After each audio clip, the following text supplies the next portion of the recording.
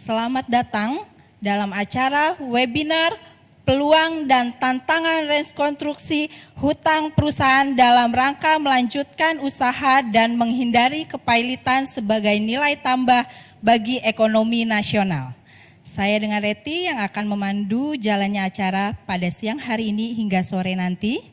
Yang kami hormati Bapak Suryadi Sasmita, Wakil Ketua Umum DPN Apindo, Bapak Agung Pambudi, Direktur Apindo Research Institute, Bapak AZ Huta Barat, Advokat Kurator, Pengurus Partner pada Fox Veritas Consular at Law, Bapak Budi Salim, Presiden Direktur Citrus Department Store, Bapak Ruslaini, anggota Satgas Apindo PKPU dan Kepailitan, dan Bapak Ibu peserta Members Gathering pada siang hari ini. Terlebih dahulu kita akan mendengarkan welcome speech dari Bapak Suryadi Sasmita, Wakil Ketua Umum DPN Apindo. Waktu dan tempat kami persilahkan. Assalamualaikum warahmatullahi wabarakatuh. Salam sejahtera untuk kita semua. Yang utama adalah salam sehat. Ya, yang saya hormati tentu ini Pak AZ Huta Barat, ya, juga ada Pak Budi Salim, ada Pak Agung Pambudi, Pak Ruslaini. Yang pada hari ini akan mengadakan satu webinar yang menurut saya ini sangat penting sekali. Kenapa sangat penting sekali? Kalau kita melihat implementasi atau Undang-Undang Nomor 37 Tahun 2004, di mana kepailitan dan PKPU ini menurut kami itu ada sesuatu hal yang terlalu mudah dan banyak sekali ada bisa moral hazard. Karena dengan 2 orang saja yang mempailitkan hanya uang yang hanya kecil, itu dipailitkan yang sudah tidak sesuai lagi dengan kenyataan perusahaan itu masih asetnya tinggi, equity-nya memang masih belum pilot. Nah ini dalam webinar ini tentu kita ingin sekali mendengarkan dari yang ahli-ahlinya, para ahli, agar sebenarnya undang-undang kepailitan ini PKPU ini ya bukan untuk tujuan memailitkan satu perusahaan, ya. Dibikin undang-undang bukan tujuan untuk memailitkan satu, memudahkan untuk orang memailitkan perusahaan. Itu intinya. Tahun 2023 ini secara global crisis, ya. Ini benar-benar sangat suram. Meskipun dikatakan Indonesia salah satunya yang masih baik, itu kita perlu mensyukuri Indonesia atau ada 5 negara Asian yang masih bisa bertahan. Namun meskipun kita bertahan, ya, tapi kita mesti mawas diri. Karena yang pertama, ini sudah berjalan kurang lebih 3 tahun, itu kan sudah ada yang direstrukturisasi, hutangnya itu ada yang sudah 2 kali, ya. Ada juga yang bisa 3 kali. Nah, ini bagaimana dengan perbankan nanti? Apakah restrukturisasi itu bisa sampai melewati tahun 2025? Atau memang ada batasnya, tidak bisa direstrukturisasi kembali?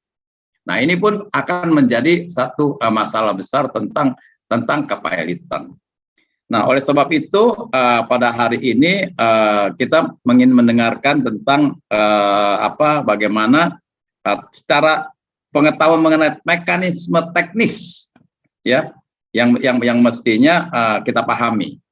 Tentu ini bukan ahlinya saya, namun ahlinya nanti ada Pak AZ, ya, mungkin Pak Agung juga, karena Pak Agung ini adalah direktur research kita di Apindo, ya. Ini akan memaparkan juga kalau bisa Pak Ruslaini juga Pak Budi Salim.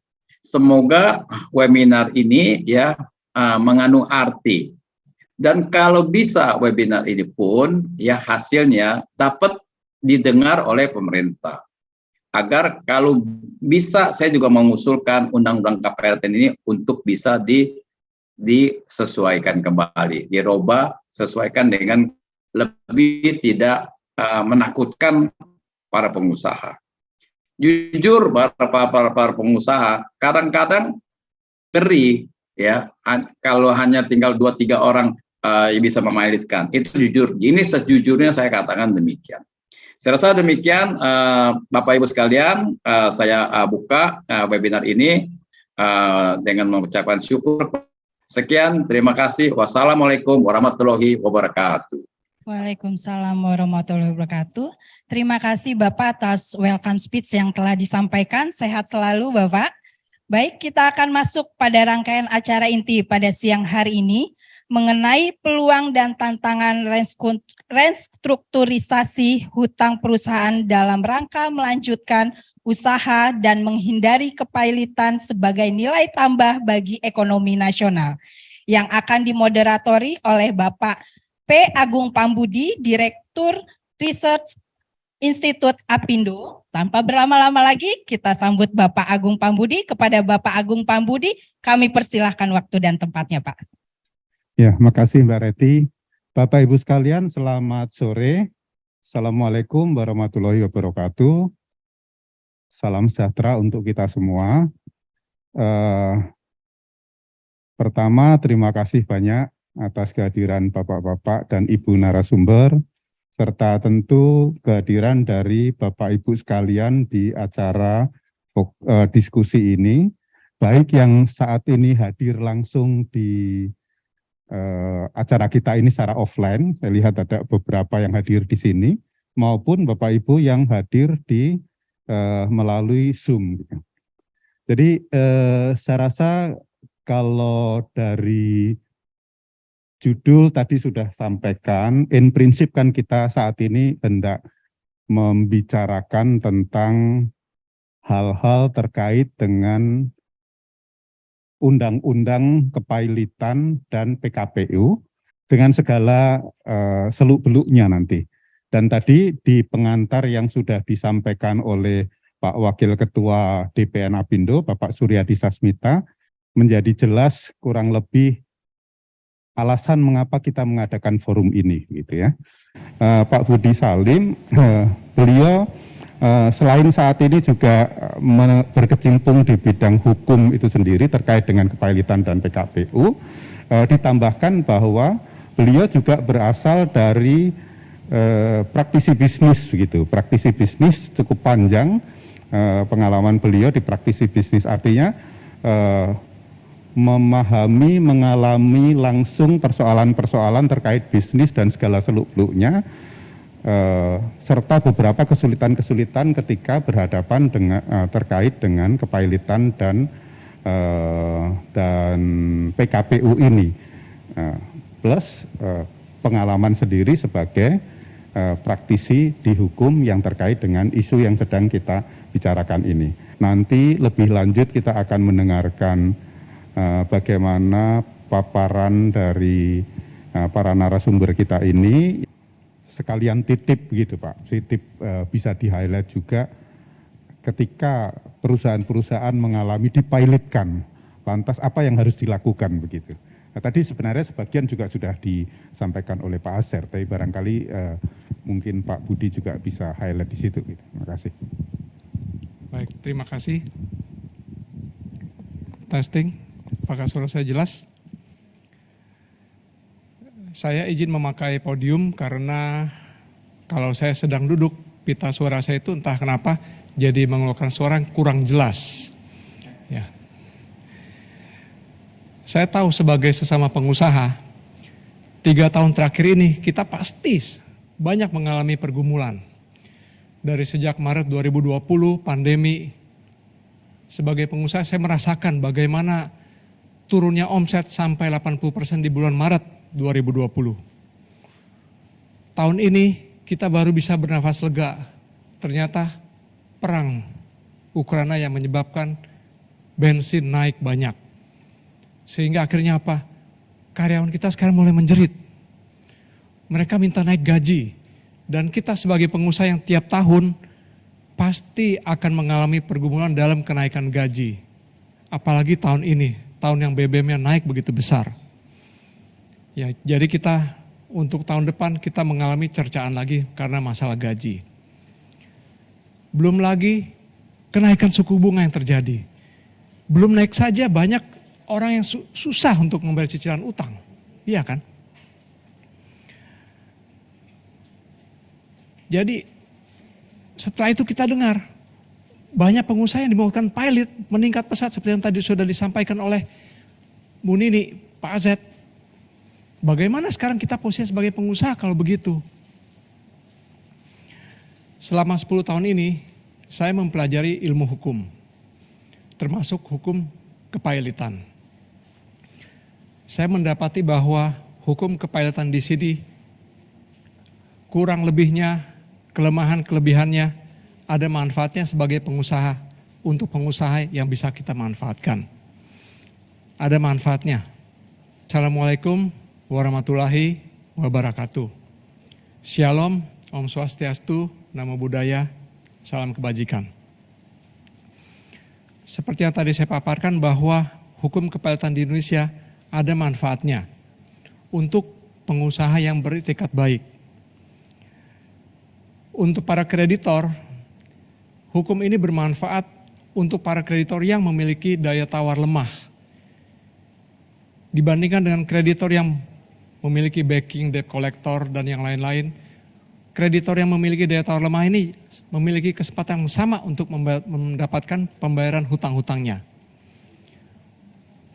Untuk debitor yang memiliki kesulitan membayar hutang, dengan hukum kepilotan ini, debitor tersebut bisa memiliki kesempatan untuk melakukan restrukturisasi hutang-hutang secara legal, sehingga debitor diberikan ruang nafas supaya bisa berjalan kembali pada situasi kembali normal. Next. Saya akan memaparkan paparan saya dalam 3 tahapan sistematis. Yaitu 1, bagaimana supaya debitor bisa memiliki antisipasi supaya tidak dengan mudah dimohonkan PKPU atau pilot. Kedua, bagaimana yang harus dilakukan oleh debitor andai kata dia belum mengantisipasi itu. Dan yang terakhir adalah bagaimana yang harus dilakukan debitor jika sampai dia dimohonkan PKPU. Yang kita mulai dengan pasal 8 ayat 4 di Undang-Undang Kepilotan kita. Di situ tertera bahwa permohonan pernyataan kepilotan harus dikabulkan oleh hakim apabila terdapat keadaan yang sederhana. Saya tekankan kembali kata-kata yang sederhana di sini. Bagaimana supaya kita bisa memanfaatkan. Next.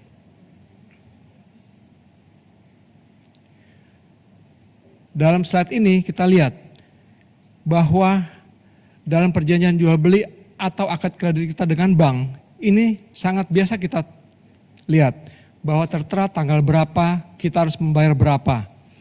Nah, pada saat tanggal tertentu itu kita belum membayar dan kreditor menagih utangnya kepada kita melalui teguran tertulis, tetap kita belum bayar, maka ini adalah contoh yang sederhana yang bisa dipergunakan oleh kreditor itu jika dia ingin mempergunakan hal ini untuk memohonkan kita PKPU atau pilot. Next. Biasanya tahapan menuju kepilotan adalah seperti ini. Pertama, tidak bisa bayar seperti yang tadi saya katakan. Lalu umpamanya kita adalah debitor, kita berusaha untuk menegosiasi dan akhirnya negosiasi gagal. Kemudian pada akhirnya kita dimohonkan pilot. Nah, ini yang ingin saya paparkan, bagaimana untuk mengantisipasinya. Next. Seperti yang tadi saya katakan di pasal 8, harus dikabulkan apabila terdapat fakta atau keadaan yang sederhana. Di sini kita harus siapkan bahwa fakta tidak sederhana. Contohnya apa? Pada saat pandemi kemarin, banyak sekali kan pengusaha-pengusaha yang pasti tidak bisa membayar sewanya. Karena pada saat itu kan omset turun mendadak. PSBB kita tidak bisa keluaran. Umpama kata pada saat PSBB kita adalah sebagai penjual roti di satu gedung gedung perkantoran. Bagaimana kita bisa membayar? Omsetnya 0. Seperti yang waktu saya juga alami. Next. Pada saat itu kebanyakan daripada kita hanya mengandalkan komunikasi informal yang biasa kita lakukan kepada manajemen gedung office tower. kita katakan melalui WA, mohon supaya dimengerti bahwa bulan ini saya tidak bisa membayar sewa karena kan sedang PSBB. Pihak daripada yang menyewakan pasti mengatakan akan kita rapatkan. Nah, disitulah banyak yang terjadi kesalahan-kesalahan oleh pihak debitor seperti kita yang menyewa kepada satu gedung perkantoran. Kita menyangka bahwa setelah itu bola ada di tangan daripada pihak yang menyewakan. Toh kita sudah menyampaikan bahwa kita tidak sanggup membayar dan dia sudah menyampaikan bahwa dia akan merapatkan. Padahal itu salah Bapak Ibu. Karena apa? Seharusnya sebelum tanggal jatuh tempo, kita setelah WA boleh. WA itu oke, bagus, produktif dan secara cepat bisa menyampaikan. Tetapi itu tidak merupakan alat bukti yang cukup apabila terjadi permasalahan hukum. Seharusnya setelah itu kita sambung, kita buat surat tertulis yang resmi kepada kawan bisnis kita. Kita pelajari apa hal-hal yang menyebabkan kita kesulitan. Di sini saya merekap pada saat PSBB 1 bulan pertama saja sudah demikian banyak keputusan daripada pemerintah yang sudah dikeluarkan. Nah, dalam surat permohonan kita agar kontrak ataupun apapun yang menyebabkan kita tidak bisa membayar, paparkanlah ini. Karena apa? Ini adalah bukti yang bisa kita beritahukan kepada Pak Hakim bahwa saat itu keadaan kita tidak sederhana. Dan jangan lupa, pada saat kita membuat surat itu, kita harus kirimkan secara fisik dan sertakan tanda terima. Agar apa? Kita memiliki bukti bahwa kita sudah mengupayakan kepada pemilik gedung bahwa keadaan sedang tidak sederhana dan inilah tanda terimanya Pak Hakim. Perlu diketahui pada saat kita dimohonkan PKPU atau pilot, kita pasti akan dipanggil oleh pengadilan. Disitulah kita bisa memiliki kesempatan untuk memaparkan kepada Pak Hakim bahwa situasinya sedang tidak sederhana. Inilah alasan-alasan hukumnya Pak Hakim. Dan faktanya memang tahun 2021 pada saat pandemi, perlu diketahui juga lebih dari separuh permohonan PKPU di Pengadilan Negeri Jakarta Pusat, Pengadilan Niaga Jakarta Pusat, sebetulnya ditolak. Karena memang banyak yang mengatakan bahwa faktanya tidak sederhana dan hakim menerima. Next. Nah, lalu kelemahan kita sebagai pengusaha juga adalah apa?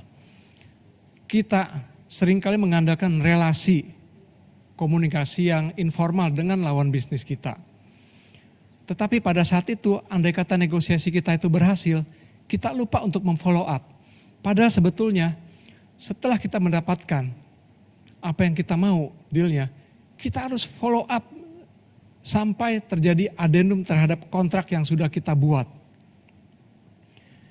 Saya paparkan pengalaman kawan saya, dia sudah mendapatkan negosiasi, dealnya diterima oleh kawan bisnisnya. Tetapi dia lupa untuk follow up sampai ada adendum. Apa yang terjadi? 3 minggu kemudian manajemen office-nya bubar. Entah kenapa. GM-nya berganti. Sehingga pada saat itu dia baru ingin membuat adendum. Tentu saja negosiasi yang sudah dilakukan sebelumnya nihil. Karena kan GM yang baru pasti tidak mengetahui. Dia pasti harus mengulang dari awal lagi. Nah, inilah yang sering kali terjadi kepada kita pengusaha. Sehingga pada akhirnya apa? Negosiasi harus dimulai dari nol lagi. Dan jika ditolak bisa saja berujung kepada permohonan PKPU karena dia tetap dianggap gagal bayar. Memang saya tahu sebagai pengusaha, saya merasakan kita harus merampingkan cost pada saat situasi bisnis sedang ketat. Dan cost yang paling gampang kita rampingkan adalah kita rampingkan divisi legal. Kalau perlu tidak ada. Karena apa?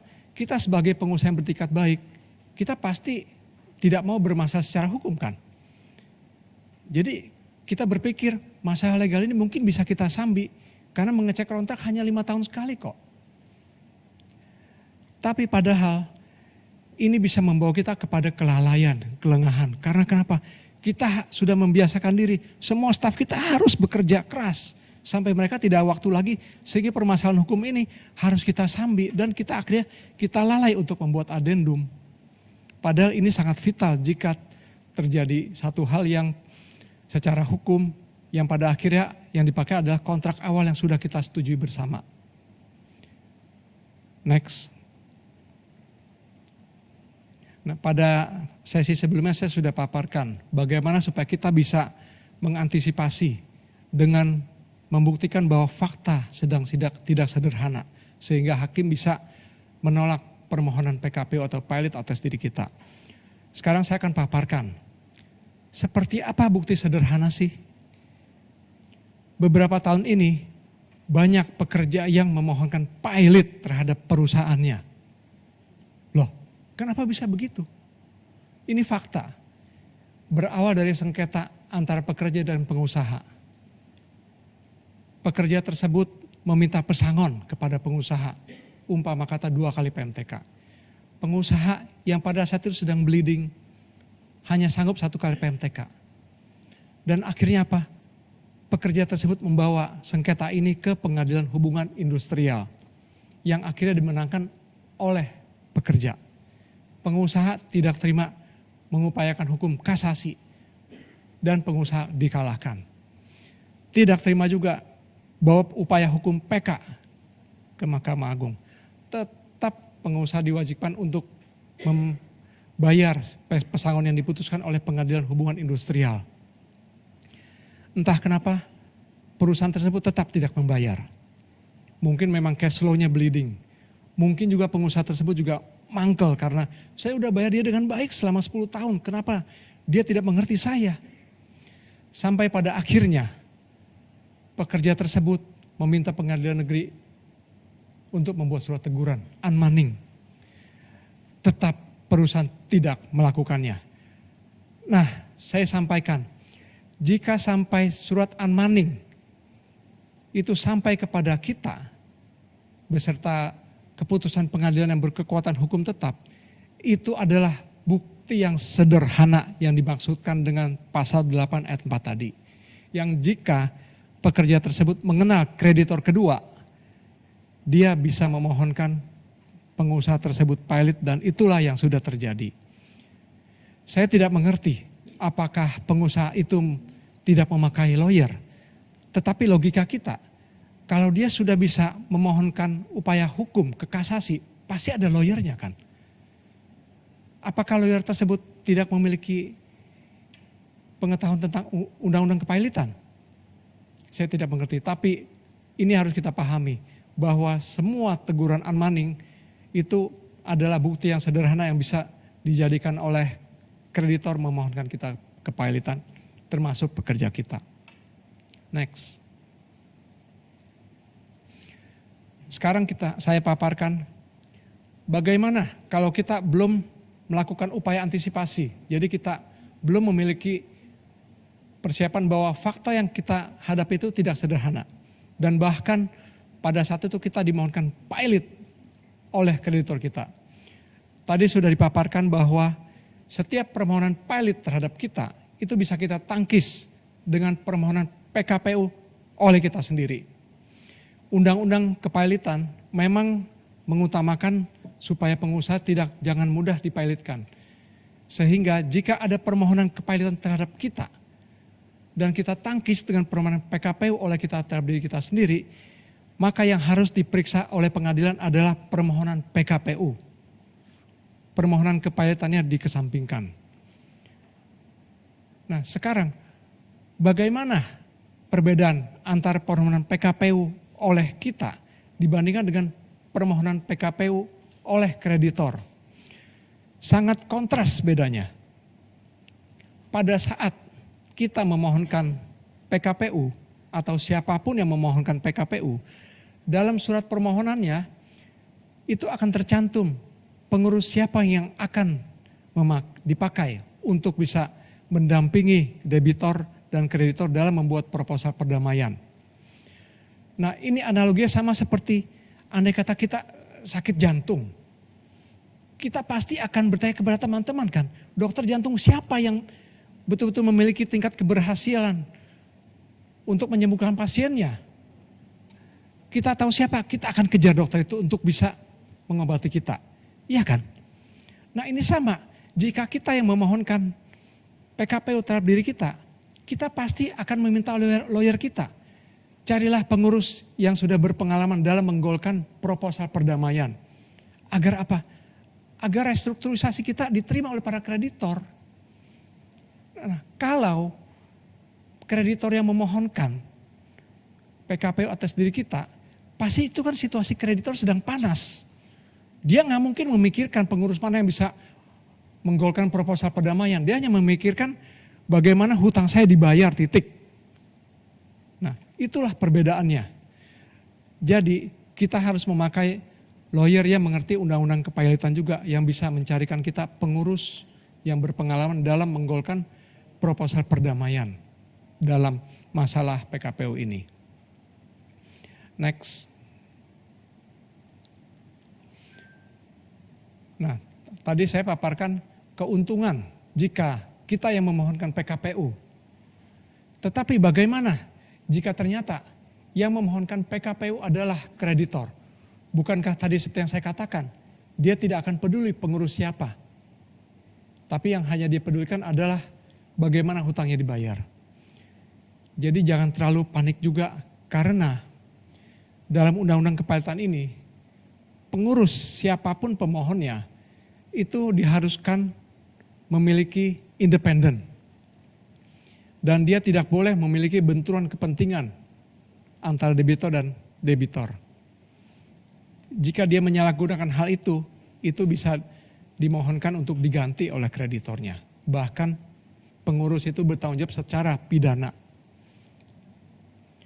Nah, kita harus manfaatkan hal ini. Dengan itu kita harus manfaatkannya, kita harus juga memilih lawyer yang mengerti undang-undang kepailitan. Karena apa?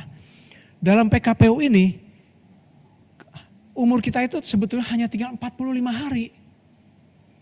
45 hari supaya kita bisa menggolkan proposal perdamaian. Kalau kita memilih lawyer yang belum mengerti undang-undang kepailitan, dan pada saat itu kita juga pasti sedang terluka kan. Loh, kita tiba-tiba di-lock. Kita tidak bisa tanda tangan pembayaran seenaknya. Karena pengurus harus mengizinkan. Pasti kita sedang mangkel, seolah-olah milik kita itu bukan milik kita lagi. Jadi seringkali secara psikologi, kalau kita memilih lawyer yang bapak senang, asal bapak senang, kita akan bilang kepada lawyer, kamu aja yang menghadapi pengurus, saya males. Nah, lawyer yang kita berikan fee, pasti siap dong. Oh ya, kita yang bayar dia. Akhirnya apa? Lawyer kita dengan pengurus itu gas-gasan, bentrokan. Padahal kita tidak tahu umur kita itu 45 hari. Yang malah kita harusnya pergunakan dengan baik untuk bisa membuat proposal perdamaian. Akhirnya kita buang waktu. Dan malah yang parahnya ada juga kepailitan yang sudah dinyatakan terhadap satu pengusaha.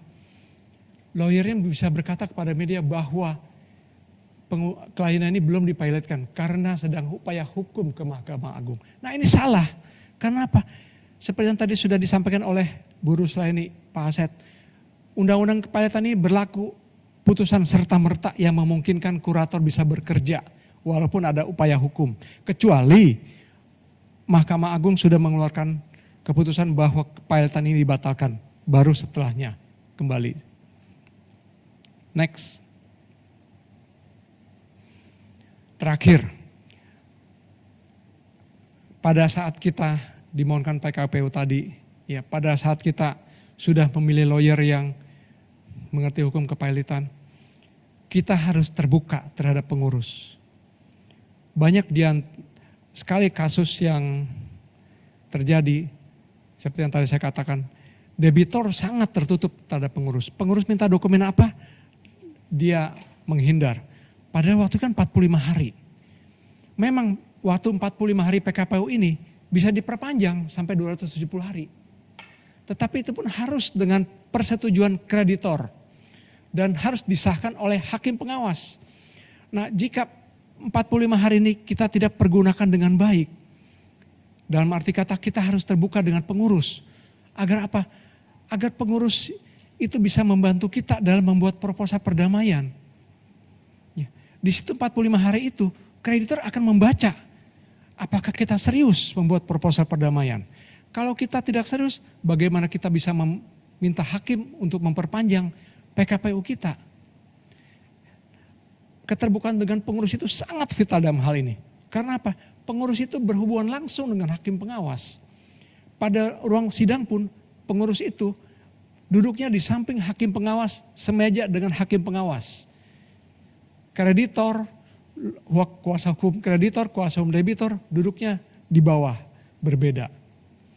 Jadi ada satu kasus di mana debitor meminta perpanjangan PKPU kepada hakim pengawas dan kreditor selama 60 hari. Kreditor menyetujui perpanjangan hanya 45 hari lagi. Pada akhirnya apa? Ternyata hakim pengawas menetapkan perpanjangan PKPU selama 70 hari yang melebihi apa yang diminta debitor. Melebihi apa yang diizinkan oleh kreditor. Karena apa? Debitor tersebut terbuka terhadap pengurus. Sehingga pengurus menyampaikan kepada hakim bahwa memang debitor ini bersungguh-sungguh dan membutuhkan waktu yang lebih lagi untuk bisa membuat proposal perdamaian supaya terjadi restrukturisasi yang disetujui oleh para kreditor. Memang dalam tahapan hukum PKPU ini, tujuan daripada PKPU ada tercapai perdamaian. Secara psikologi pun hakim pengawas itu lebih suka terjadi perdamaian. Karena andai kata terjadi gagal perdamaian dan jatuh kepada kepailitan, itu tercatat dalam kondisi kerja hakim pengawas. Jadi dalam hal ini kita harus manfaatkan pengurus. Kita terbuka dengan mereka. Andai kata sampai kita dinyatakan PKPU oleh kreditor kita, oleh hakim pengawas di pengadilan niaga. Next. Terakhir, saya ingin sharing pengalaman pribadi saya. Saya sebagai pengusaha selama hampir 30 tahun, sampai saat ini saya berhubungan bisnis dengan lebih dari 100 pengusaha. Saya tidak pernah khawatir dimohonkan PKPU apalagi pilot. Karena apa? Tentu saja seperti yang tadi disebutkan, harus punya 2 hutang. Harus punya 2 kreditor yang hutangnya tidak dibayar. Saya selalu menjalankan kewajiban saya tepat waktu. Dan saya mengambil sikap konservatif dalam mengambil hutang untuk ekspansi. Jika saya ingin ekspansi, saya mengutamakan ambil dari laba ditahan. Atau injeksi dari modal baru. Mohon maaf jika ada bank yang menyaksikan. Ini sharing pengalaman pribadi saya. Perusahaan saya tidak memiliki hutang. Dan banyak saya teman-teman saya pun yang seperti itu. Perlu diketahui juga, kalau kita mengambil hutang di bank, pasti bank akan meminta personal garansi dari kita. Nah, hati-hati, personal garansi itu melekat kepada kita seumur hidup. Ini terjadi pada kawan saya. Belasan tahun lalu dia memiliki perusahaan dan dia sebagai pemegang saham, bukan sebagai pengurus aktif, komisaris. Tetapi perusahaannya pada saat itu mengambil utang pada satu bank. Dan dia diminta untuk membuat personal garansi. Pada saat itu kan semua baik-baik saja ya, tentu saja itu biasa mengambil utang kan, dia buat personal garansi. 10 tahun lalu perusahaan itu dimohonkan pilot dan dinyatakan pilot. Pada saat pelelangan aset perusahaan itu, hasil lelangnya tidak cukup untuk membayar hutang perusahaan itu kepada bank. Dan setelah itu waktu berlalu, nah berapa bulan yang lalu, jadi udah 10 tahun setelah proses kepilotan selesai, kawan saya ini disurati oleh pihak yang membeli hutang di bank itu. Dia diminta untuk mempertanggungjawabkan kekurangan hutang daripada perusahaan itu. Karena apa? Karena personal garansi ini. Jadi hati-hati dalam hal ini, saya sharingkan, jangan sampai itu terjadi kepada kita. Dan juga banyak sekali kawan-kawan pengusaha saya yang saya juga sudah alami. Karena ingin untung besar, ingin IPO, dia gelembungkan labanya. Jadi sampai mungkin pajak yang harus dibayar itu melebihi daripada keuntungannya. Selama 5 tahun berturut-turut dia lakukan, karena kan syarat IPO itu harus 5 tahun berturut-turut untung agar bisa diterima oleh OJK. Nah, apa yang terjadi? Kan sekarang pembeli pinter semua. Penjamin emisi utama lead underwriter pada saat menawarkan kepada underwriter ternyata menawar harga. Pada akhirnya IPO-nya gagal, tetapi kan dia sudah berhutang karena sudah membuat satu make up dalam financial statement selama 5 tahun. Saya tidak tahu apakah dia pada akhirnya bagaimana, tapi karena keinginan dia untuk mendapatkan uang mudah, pada akhirnya dia mendapatkan hutang yang begitu besar. Dan terakhir, mungkin banyak pengusaha di sini yang tidak khawatir karena perusahaannya kuat dan tidak perlu untuk khawatir terhadap permohonan PKWU Pilot. Saya ingin sharingkan bahwa kerja keras itu sangat penting. Mungkin ini satu retorika yang biasa kita dengar, tapi saya ingin sharingkan ada 2 pengusaha yang saya kenal yang sama-sama terbaik 30 tahun lalu di bidangnya masing-masing, yang tidak mengenal satu sama lain. Kedua pengusaha ini punya kebiasaan kalau keluar negeri bersama anak-anaknya memesan tiket first class. Hanya bedanya adalah pengusaha yang satu dia senang memesan tiket first class untuk anaknya. Untuk dia sendiri dia pesan di ekonomi. Teman-temannya bertanya, kenapa begitu? Dia berkata, biarlah anak saya menikmati keuntungan karena punya papa yang seperti saya. Saya nggak beruntung, belum punya papa seperti saya, jadi saya sudah membiasakan diri naik first class. Pengusaha kedua, dia selalu membelikan anaknya tiket ekonomi. Nah, dia sendiri tiket first class. Temannya juga ada yang bertanya, kenapa bisa begitu?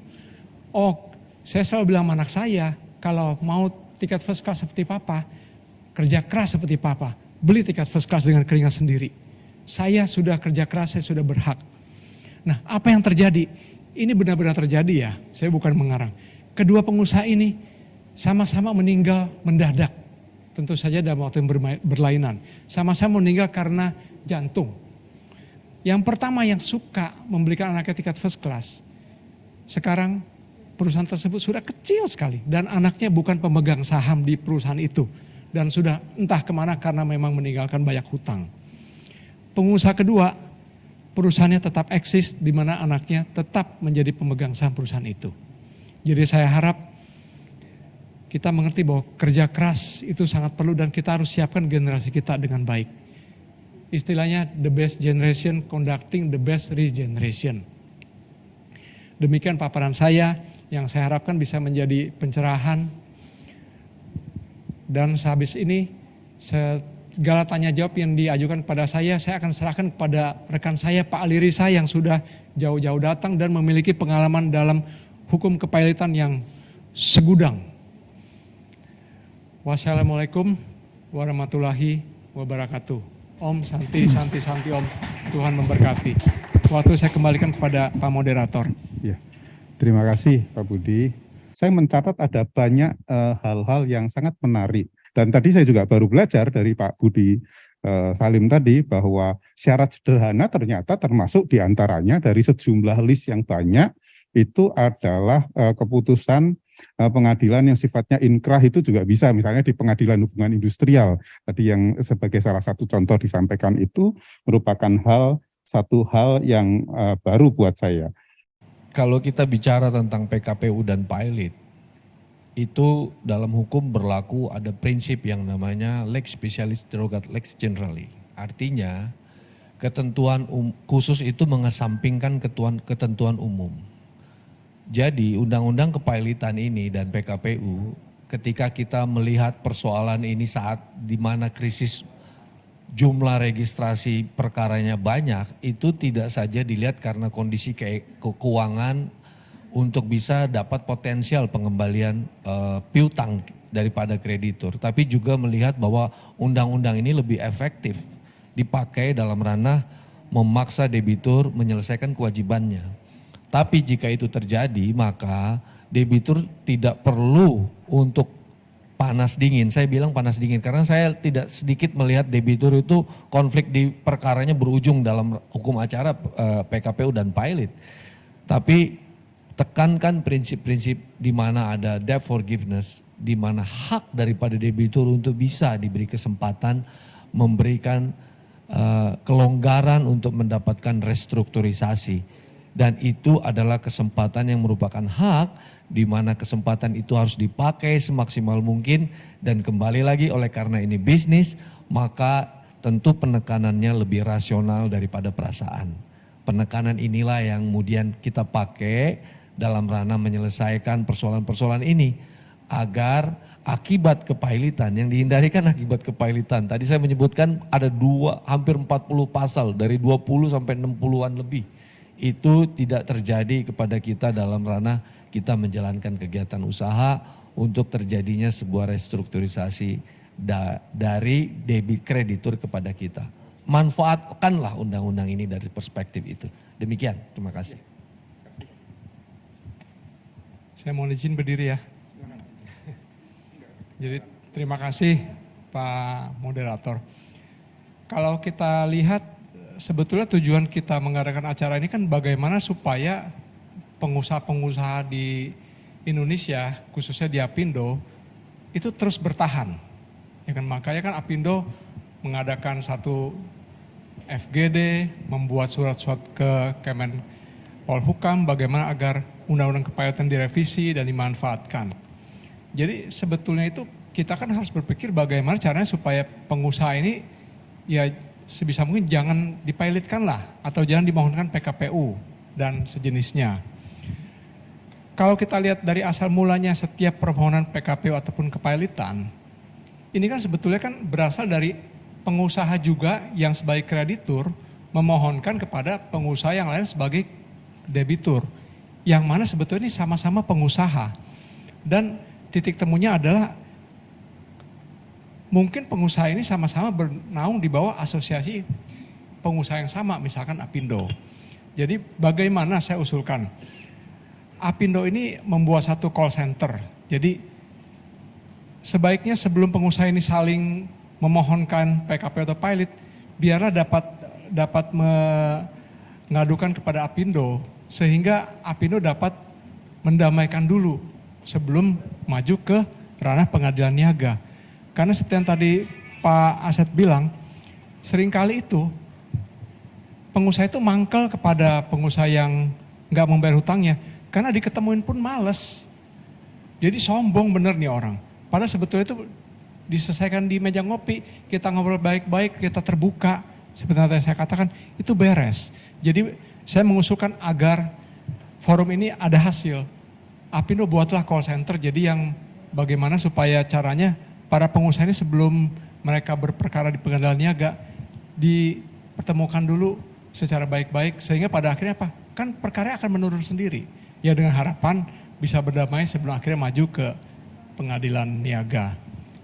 Itu saran saya yang mungkin bisa dipertimbangkan oleh Apindo kembali. Setelah itu saya persilakan rekan saya Pak Ali.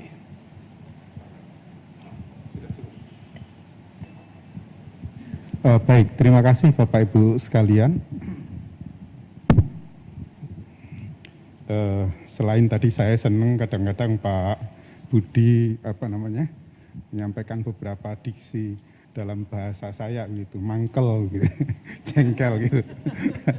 Saya juga mendengar tadi istilah Latin yang panjang, bukan Latin ya, saya nggak tahu tuh, lex specialis derogat lex generalis yang sampaikan Pak Aser tadi, bahwa hukum yang lebih spesifik mengalahkan hukum yang lebih general gitu ya. Tapi above itu semua ada juga katanya ada gium yang berbunyi kurang lebih salus populi suprema lex begitu ya. Nah kalau ditarik ke sana bisa panjang sekali itu urusannya begitu dalam konteks itu. Ya, dan menyambung dari apa yang disampaikan oleh Pak Budi terakhir tadi tentang call center, jadi sedikit kami sampaikan ke Bapak Ibu sekalian, tapi kalau di para anggota Apindo tentu sudah paham persis bahwa kalau bicara peran Apindo memang semakin ke sini most of Apindo activity itu adalah pada policy advocacy gitu. Policy advocacy kenapa? Karena pada prinsipnya melalui policy advocacy itu Apindo ingin membangun satu environment bisnis yang membuat usaha para anggotanya menjadi lebih produktif. Dan kalau ditanya lebih lanjut di bidang apa, nah ini yang luas sekali. Di any related issues that will affect directly or indirectly to business performance begitu. Jadi bisa sangat luas termasuk isu yang kita pahami sekarang ini. Nah, sayap kedua atau lini keduanya adalah pada asistensi. Nah, Pak Budi tadi menyampaikan soal call center. Saya tidak tahu, tapi kita catat ini sebagai masukan dari narasumber kita, apakah setelah ini kita juga bisa realisasikan usulan konkret dari Pak Budi tadi tentang call center ini. Karena di sisi lain cukup banyak aktivitas-aktivitas Apindo yang selain tadi advokasi kebijakan juga di level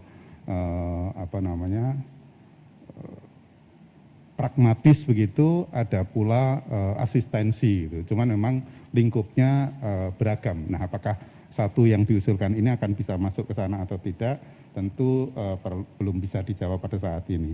Bapak Ibu sekalian, saya mencatat beberapa hal, tidak bermaksud kembali untuk mengulang-ulang dari yang sudah kita sampaikan, tetapi kalau saya melihat dari closing statement yang disampaikan oleh Bu Nini tadi, memberikan pesan dan itulah memang selama ini peran Apindo bahwa advokasi kebijakan itu jalan terus dan mengingat bahwa kebijakan ini tidak hanya karena melulu sudah 18 tahun berjalan, tetapi bahwa ada memang secara substantif catatan-catatan yang perlu perbaikan, maka perlu untuk di-update gitu ya, atau bahasa lebih konkretnya nanti revisi atau amandemen dari undang-undang ini.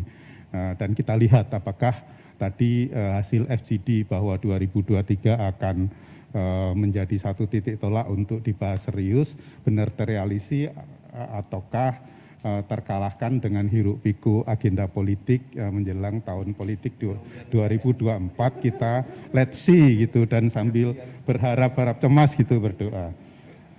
Tapi on top of itu tadi message wisdom dari pertemuan ini Pak Aser beberapa kali sampaikan, juga Pak Ali, Pak Budi, Bu Nini, bahwa kita memang ya dari existing regulation yang ada ya we should live with that gitu kan. Kita harus hidup dengan existing yang ada itu, dengan mencoba untuk memaknai dari operasionalisasi dari existing regulation yang ada itu tadi, bahwa di situ ada catatan tentang terlalu mudah prasyaratnya, lalu ada soal insolvency test, lalu ada, tadi nggak disinggung tapi saya sempat dengar di diskusi kita, figuratornya kegedean dan sebagainya itu tentu masuk ke ranah ada keberatan soal itu. Maka ada yang pada mengusulkan juga buat lebih rasional tadi gitu, itulah misalnya begitu. Lalu tapi beberapa hal yang lain memang yang kita dapatkan dari pertemuan kita kali ini juga satu hal yang sangat baik untuk kita semua karena kita lebih memahami secara teknis kejadian operasional di lapangan tadi. Bagaimana kondisi-kondisi konkret yang dihadapi di lapangan yang tadi tidak lepas dari yang berkali-kali Pak Aser saya catat nyampaikan ya we should live with that gitu kan. Kita harus hidup dalam kondisi seperti itu dan gunakan seoptimal mungkin menjadi lebih rasional, win-win solution, karena terus tadi juga muncul kepentingan para pihak yang berkepentingan, tidak hanya debitur yang berdarah-darah, tidak hanya debitur tetapi kreditur juga pada tingkat tertentu juga berdarah-darah juga. Tadi menarik untuk disampaikan hal-hal seperti itu. Bapak Ibu sekalian, saya rasa itu beberapa hal yang kita catat di sini. Ngopi-ngopi tadi juga penting begitu ya Pak ya.